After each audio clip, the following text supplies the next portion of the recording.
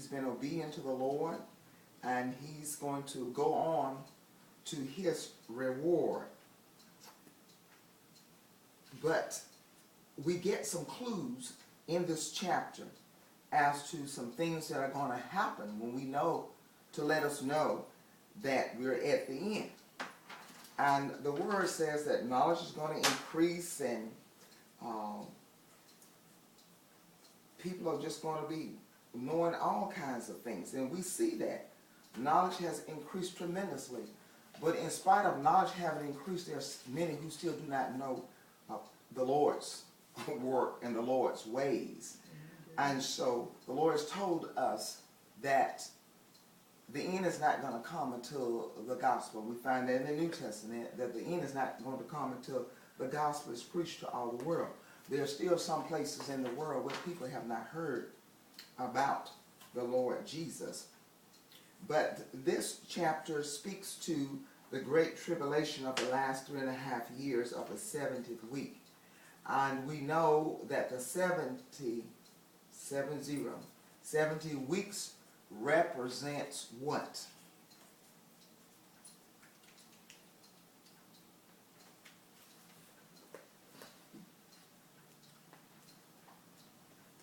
Okay, we learned this several chapters ago, that the 70 week represents the tribulation, which will be the last 7 years of this age that we are living in now. We're living in the age of grace. We're living in the church age. This is going to come to an end. And the first 3.5 years, we will see the Antichrist make his introduction. And the last 3.5 years is going to be the Great Tribulation, where there's going to be things happening such as people have never, ever seen before. It's going to be some serious issues going on. And the word tells us that the wise, when we talk about those who are wise shall shine in verse 3, like the brightness of the firmament, and those who turn many to righteousness like the stars forever and ever. This is going to be the Christians, those who are going out and sharing the gospel and telling others about the Lord Jesus Christ. And we see that when the New Testament was ushered in, after Christ went back to glory, that the apostles went out spreading the word. We found that churches were established and that they were shining like stars. It didn't matter if they were persecuted, prosecuted, it didn't matter. They still continued to do what the Lord had taught them to do, to carry the gospel of Jesus Christ.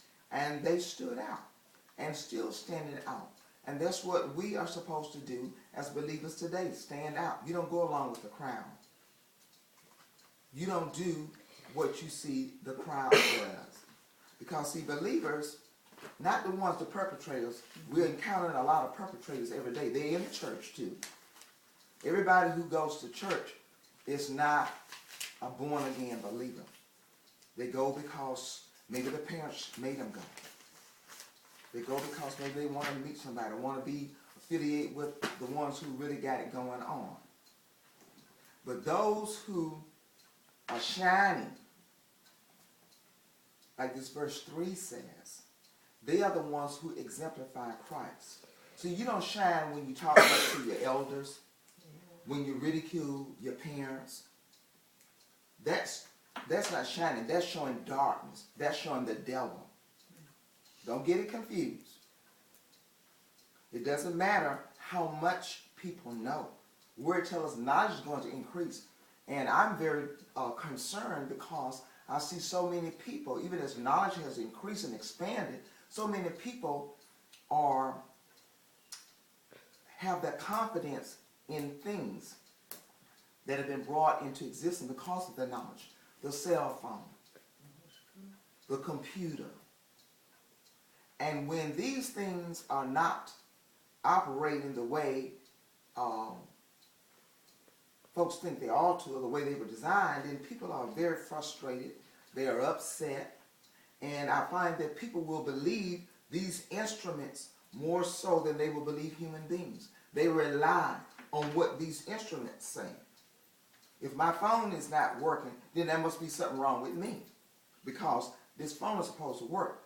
If my computer is not doing what it's supposed to do, then there are those who believe that I'm not a good computer operator. Maybe I need to go to take some computer classes. We're going through